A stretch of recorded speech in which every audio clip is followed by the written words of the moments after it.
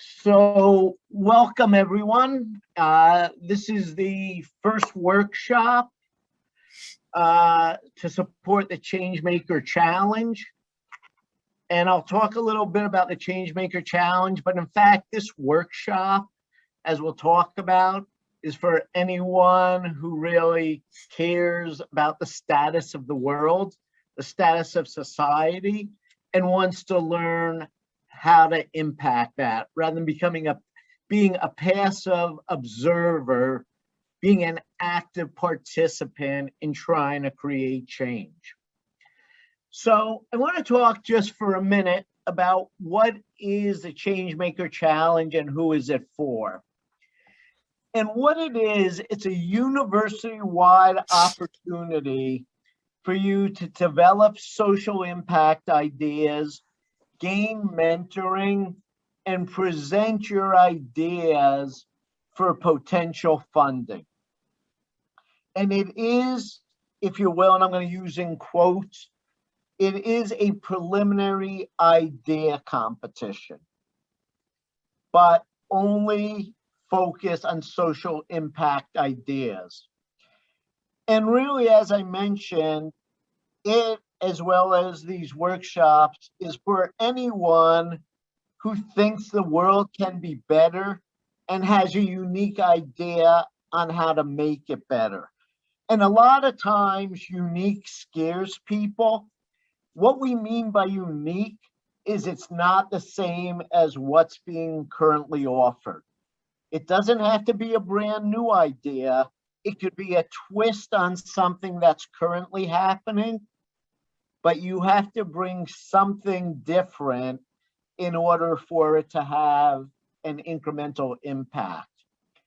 And just some of the areas, and there are many others, that are often the focus of people is environment and environmental degradation and climate change, DEI, which is very inclusive at this point, in terms of race, religion, ethnicity, physical and mental status, human rights, educational access or the lack thereof, economic equality and the lack thereof. Oh, and I got a typo in there, I apologize, and discrimination.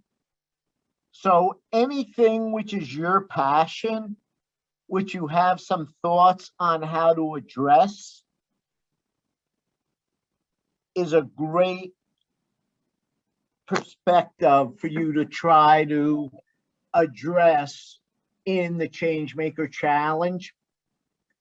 So the application process is very preliminary, very straightforward.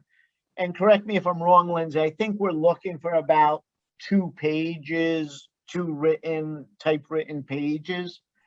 And in a minute, we're going to give you a link to click if you're interested in potentially registering for the Changemaker Challenge or accessing our information.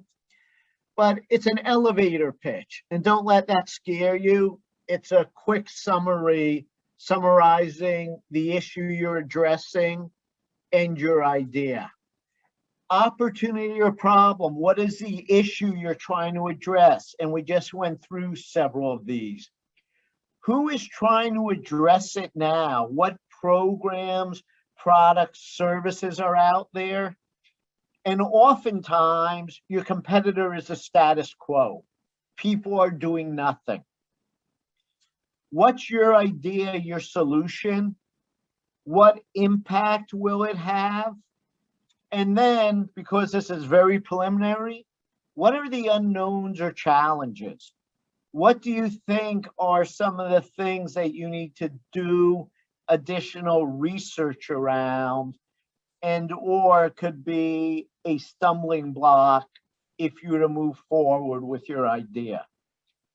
And I don't want to spend a lot of time on this, but again, if you have a question, either put it in chat or you could unmute yourself.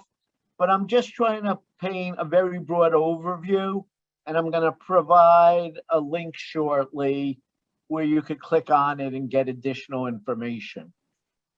Any questions? Okay, so eligibility.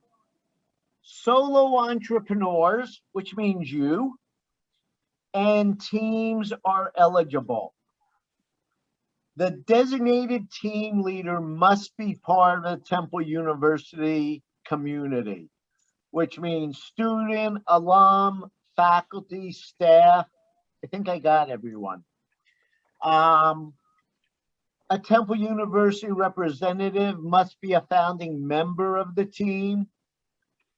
And again, submissions can include a new idea or an existing idea or venture that you've already started, not that someone else has already started. And if you are doing an existing venture, so I think in our very first Changemaker Challenge, we had a couple individuals who already had started, I think, housing basically location for college students who are homeless. And unfortunately, there's a lot more people in that situation than we can imagine. But as long as it's less than 2 years old, as of January 1st of 2022. And also, you cannot have raised more than $10,000 from institutional funding or $2,500 from other competitions, whether that be the idea competition, the Be Your Own Boss Bowl here at Temple, or external competitions. Any questions on this? Okay. And a couple important dates. Today is the 9th. A week from today, we're going to have another workshop, and it is going to be on creating sustainable social impact ideas. It'll be led by Wayne Williams, who's in the accounting department and does a ton of work with the city on trying to bring economic advantage to all residents. And Rebecca Collins, who heads up our sustainability department at Temple. November 30th, Kerry Slade is going to talk about different models for an impact. January 12th, we're going to have a panel of past Changemaker Challenge winners. And then on the 17th, we'll have expert mentoring, a great opportunity. Submissions are due at 11:59 on the 19th. And then the summit, which will start with the Changemaker Challenge and then feature a big name keynote speaker, will occur on February 24th. So that's a very broad overview. In terms of the scan for all the information I referenced, please scan this QR code. It does not mean you have to submit to the Changemaker Challenge, but it says you are interested and you would like to access all of our free resources, which are numerous. I also chatted the link to the form, excuse me, and a couple other links as well. Okay, great. Don't use the link that I just sent. I apologize. Somebody put the back end, so don't request access. Just use this second link I just chatted. Really sorry about that. Okay, so I can move past this? Yep, you're good. Okay, so I am very, very honored and appreciative to introduce Marilyn Anthony. So Marilyn was a full-time professor here. She is now an adjunct because she has started about her 5th career, where she is co-writing books and writing articles. Her first co-written book will come out November 15th. And I will also say Marilyn and I started the same time, and we were neighbors for a while, office neighbors. She's an unbelievably talented and nice individual. She's done a ton of stuff in the past, including being CEO of White Dog Cafe. Is that correct, Marilyn? Okay, which is a great restaurant if you're familiar with it. And she is also a prolific case writer and has won awards for her cases. All true. So with that, I am going to stop sharing and hand it over to Marilyn. Thanks, Alan, and thanks, Lindsay, for pulling this together and being our tech support. Hey, welcome, everybody. I am delighted to see so many names. I would be even more delighted to see all of your faces. So if I can entice you to turn on your cameras, that would be awesome. What we're going to do tonight is a pretty brisk pace walk through basically a warm-up for the steps that Alan just laid out for participating in the Changemaker Challenge. What I want to walk through with you tonight are ways to think about tackling a problem, identifying a problem. And I'm going to give you just a few tools, including, touch on design thinking and touch on a logic model or theory of change to really give you a way to begin to create a context for identifying a problem and, very importantly, thinking about what's an appropriate solution for that. So I'm going to share my screen, and this is, as Alan and Lindsay warned you, I hope, very interactive. I'm going to present some ideas and put them out to you and say, okay, what do you think about this? Give me some feedback on that. We will be doing individual and some small teamwork. So you'll be going into breakouts and we're going to be sharing out. We're going to go pretty fast because we don't have much time. So I'm going to share my screen, which I hope you can all see now. Yep, good. Okay. So let's start with, what is the difference between an idea and an opportunity? Well, let's face it. I don't know about you, but most people have ideas all the time. And you've probably had many ideas today. But ideas often and mostly never become any more than that. So it's the process of moving from that aha to determining, is there actually something that can be done that I can do, and how am I going to go about doing it? You're probably familiar with this construct of the 3 whys. And you want to be asking yourself, why is this needed? Why is now the time? And why am I the right person to do it? So generate lots of ideas, but let's start to be critical about thinking, does that translate into a real opportunity? And I'm going to say business opportunity. I've worked for nonprofits. I sit on nonprofit boards, but I am very biased toward entrepreneurial solutions that generate their own revenue. So, okay, here's your first challenge. This is an old school water bottle. I'm sure you're all familiar with this. Probably at some point you owned one. And so as we begin to think about ideas, I want you to look at this bottle and say, how would you improve this? Just working on your own, you know what the Camelback bottle is all about. Generate as many ideas as you can to improve this water bottle. You got 2 minutes, and I want you to just make a quick slide, and then we'll be sharing those. So go.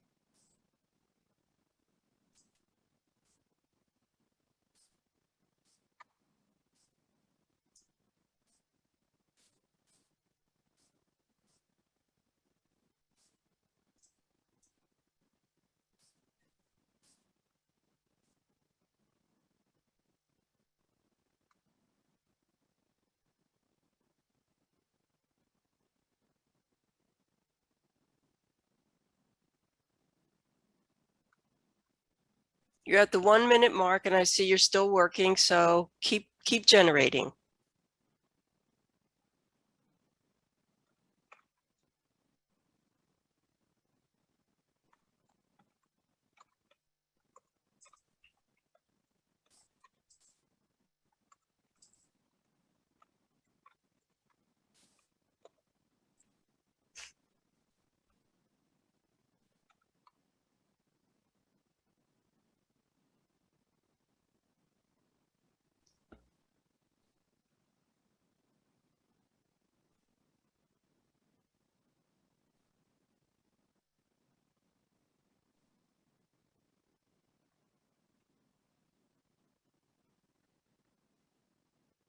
Okay, I'm going to call time and just ask call outs. You know, you can put it in the chat or you can just unmute yourself and say, give me an idea.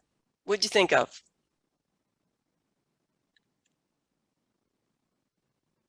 I see you're all working, so somebody had some thoughts. Okay, going to be shy here. All right. I'll go. Go ahead, Lewis. Thank you. I was just gonna say to change the material of like the water bottle itself. The body of the bottle, right? To change it something more thermal, because I know like for bottles like that, it's easy for it to just become like hot and not maintain the temperature of whatever is inside. Great. Changing the thermal of it would like just last, make the use of what you use in the bottle last longer. Right, so it improves its functionality. That's great. So I want to look at this a little bit differently and introduce you to this concept of block and break. This is a way to solve problems. And essentially what you do is begin to look at segments of a problem and focus on a single segment and break that down into smaller component parts. So what this does for you is to really sharpen your focus, to make you go deeper into a particular aspect of a problem, which results in more specific ideas and often more ideas. And it also forces you to, because you're being more specific, create ideas that are going to be more easily evaluated for functionality, for impact, and for feasibility. So let's look at that bottle a little bit differently. In the block segment, we're going to look at three parts. You look at the cap, you'll look at, you'll look at the straw, and you'll look at the body, which Lewis just looked at. But go deeper into each of these segments, and now we're going to put you into a small group so you can share how you would solve problems in each of these areas. So cap, body, straw, you want to generate your ideas under those. And Linz, can you put folks into groups so that they can work on this? And I'll ask the group to compile a slide with cap, body, and straw. Marilyn, I have them in groups of 4 and 5. Is that good? Perfect. All right, perfect. So I'm going to open breakout rooms now.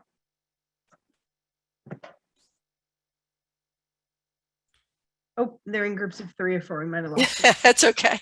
As long as it's not groups of 1, we're good. No. Kevin, I just saw you raise your hand. Oh, I might have lost Kevin already. And am I going to be able to move through groups?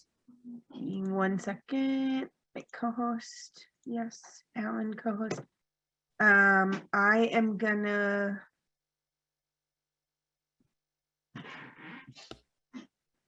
If not, I'm fine with that, but. No, you should be good now. Yeah. Okay. Oops. There is a group with 2. It looks like we lost someone. Give me 1 sec.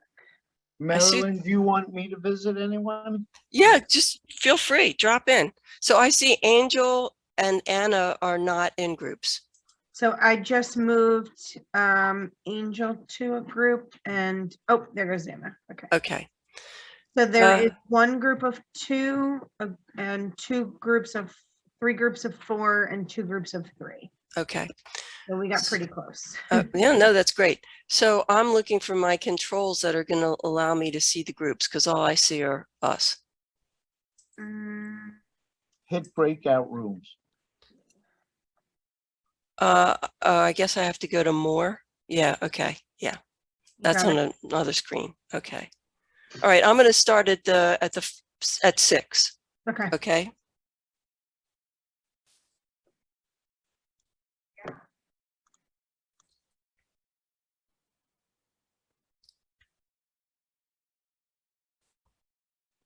Yeah, I'm going to cut short all the time for the rest of the exercises because yikes, it's already 5:30. Time flies when you're Oh productive. my goodness. Yeah. So we don't have everybody back yet, do we? No, but they'll close in 20 seconds. Okay. 20 seconds. This is good. It means people are working to the last minute. They're working. They are working.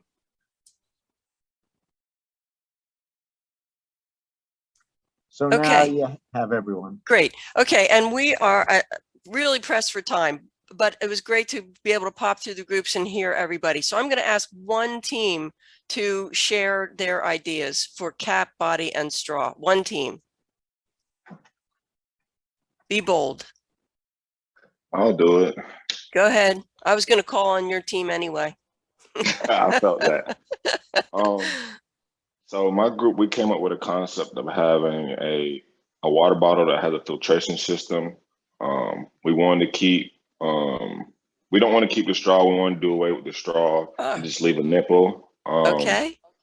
Because the nipple that's already on the water bottle, I'm familiar with that water bottle. If you squeeze it, that's how the water comes out. If you don't squeeze it, there's no water going to come out. Right. Okay. And then one of our other group mates, he wanted to make it foldable. If there's any way you can make it foldable, we'd want to do that. And have some way of, making sure that our water bottle never leaves us. It's having like a magnet to it or something, or like one of the Apple devices that connects to your phone and stuff, so you never lose your water bottle. All right, great, thanks. So that's a really interesting example of when you started to break it down into pieces, you wanted to eliminate one of the pieces. We don't need that straw. Let's get rid of that straw, which is awesome. Thinking about taking things out, not always adding things on. So very quickly, an entrepreneur, what is it? Most of us just think of an entrepreneur as someone who starts something. Technically, it should be someone with a novel approach to an enterprise. So not just another coffee shop. That doesn't make you an entrepreneur. An entrepreneur is doing something in the mix that's different. And when we say a social entrepreneur, now we're talking about someone who blended into their business idea or into their enterprise is an outcome that is an enhancement, an improvement in the quality of life for someone, and they can articulate that. So it's an enterprise that is far beyond just making money. And it addresses at least one, if not all 3 elements of what's known as the triple bottom line. The triple bottom line has been around for quite a while, and people define it differently. But as I was coming up, it was people, planet, and profit. So how are we making this situation or this enterprise benefit people? And that might be as small as my neighborhood or my city or my country, or it could be global, whatever the scale. The planet, that typically would be environmentally based issues, but not an extractive, but a regenerative process. And of course, profit. Profit is not a dirty word. And as one of my mentors used to say, no margin, no mission. If you're not generating revenue to sustain your effort, it will fail. So very quickly, I'm hoping some of you are already familiar with this, but this is basically design thinking. And these are the 5 steps that are part of the process of moving from having an idea to actually having a prototype, an entity, an enterprise, an ongoing concern. And we're going to focus on the first one, which is empathy. And so really understanding who is your audience? Who are you trying to solve a problem for? And you do that by observation, but also by research, interviewing, spending time in the environment.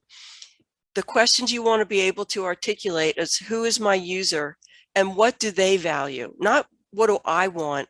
What is my audience looking for? What will they consider a win or a success?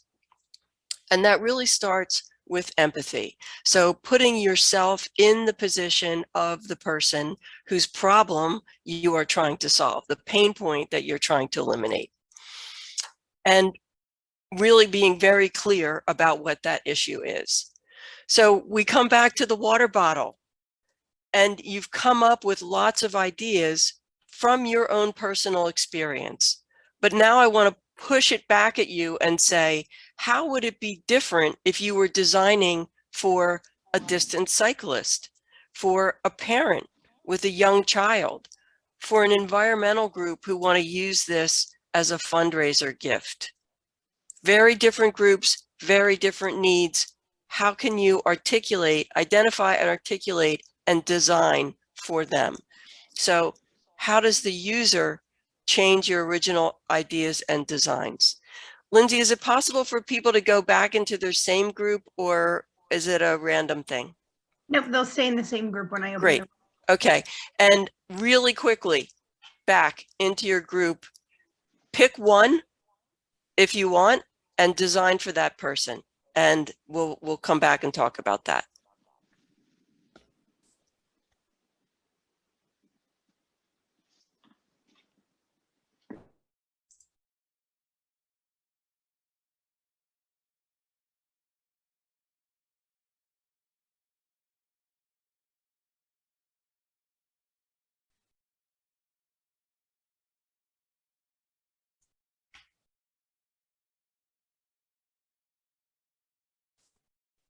Marilyn, you want to visit or just let them go on their own? I think I'm going to let them go on their own, because I want to just send a message that this is, they got like 2 minutes here. Elements sequentially should lead you to and help you determine what happens next to get to the desired input. To the desired impact.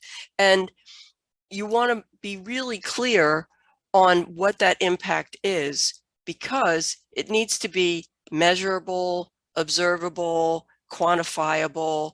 It can't just be something like, we want people to feel healthy. Well, that's nothing, right? So it has to have metrics behind it. And that's part of the big challenge of social entrepreneurship and social impact.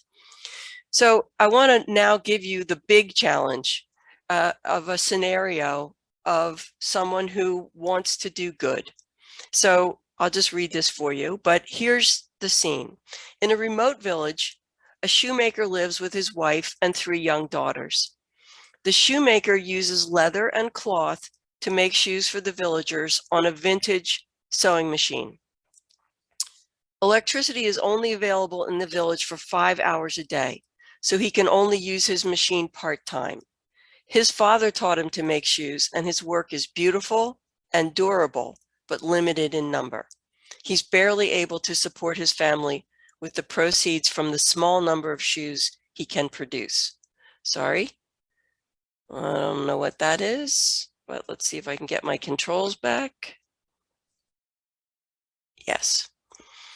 So what happens? One day, an American tourist, we'll call him Tom, comes into town. He notices that many of the children do not have shoes. He thinks, I can fix this. He goes back to the US and he starts a shoe company. And for every shoe that is sold, he donates 1 to the village children. In your group, discuss what happens next. Think about this in terms of a logic model.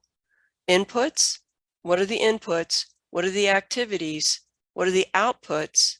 What are the outcomes? And what is eventually the impact?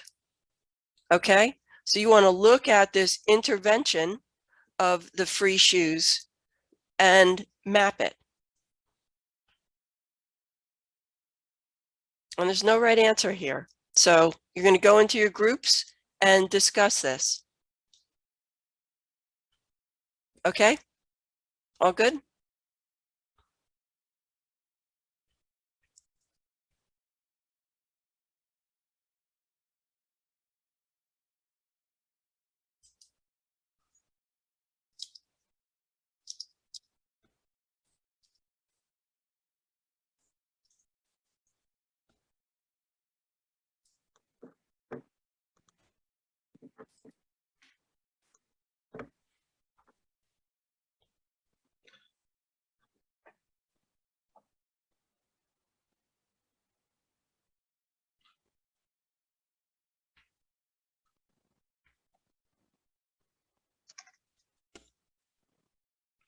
Bring them back.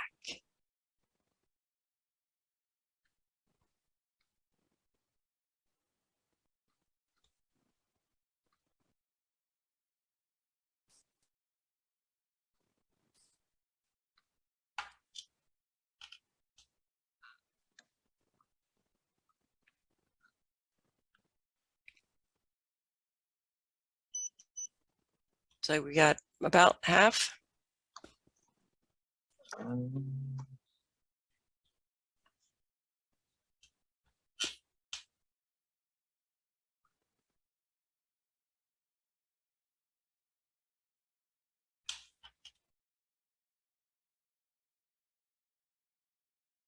Linz, are people still coming out of breakouts? Oh yeah, oh, there we go. Okay, You got everyone. great, great.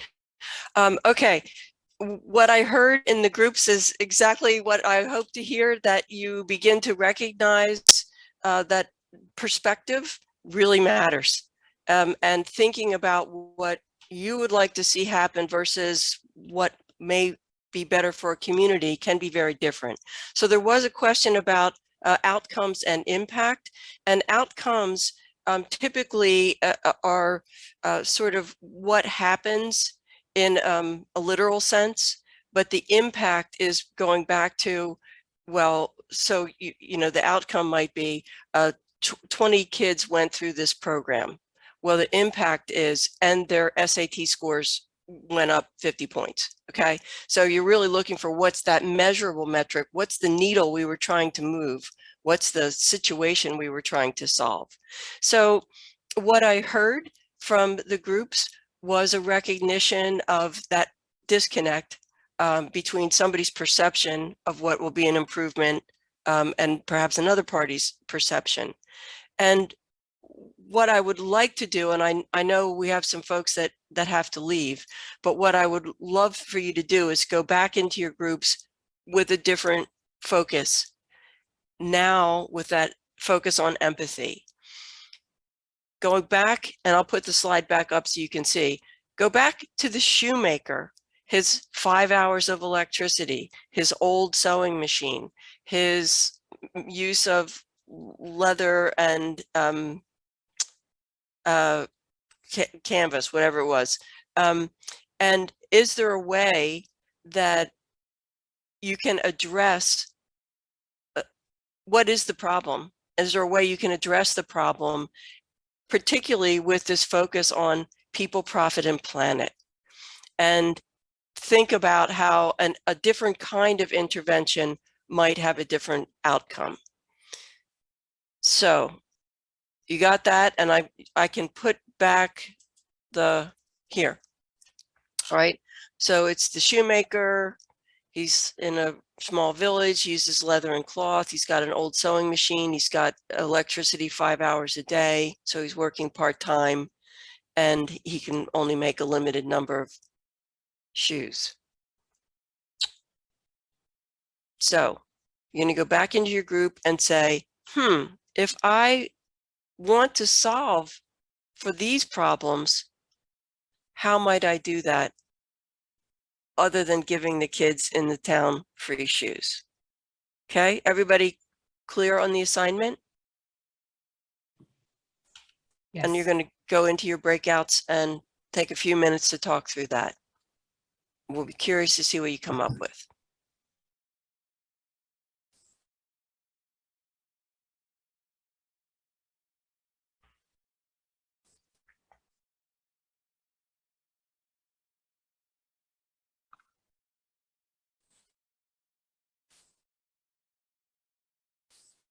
And let's see if we got most people back. Everybody back?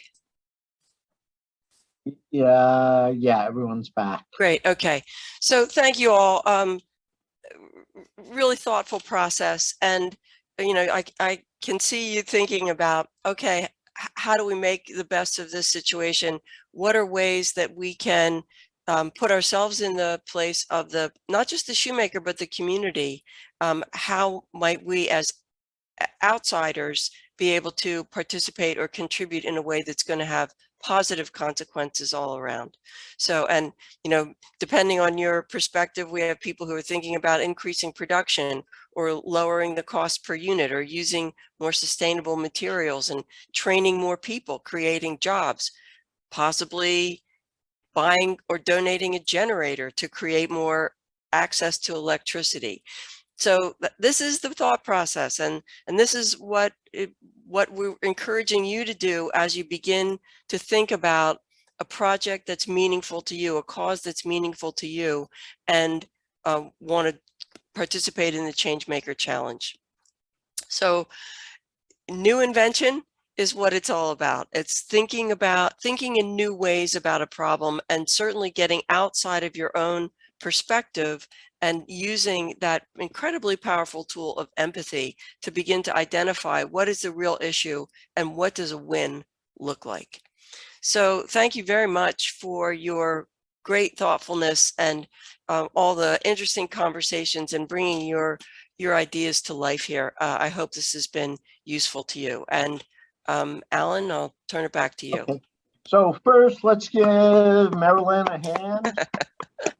A virtual hands, 2 hands.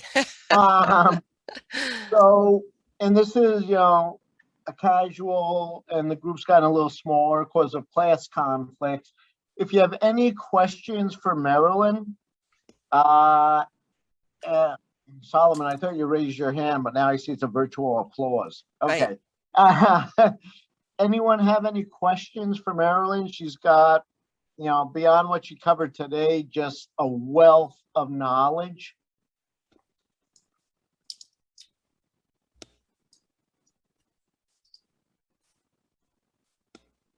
No. I'm putting in the chat my plug for Circular Philadelphia.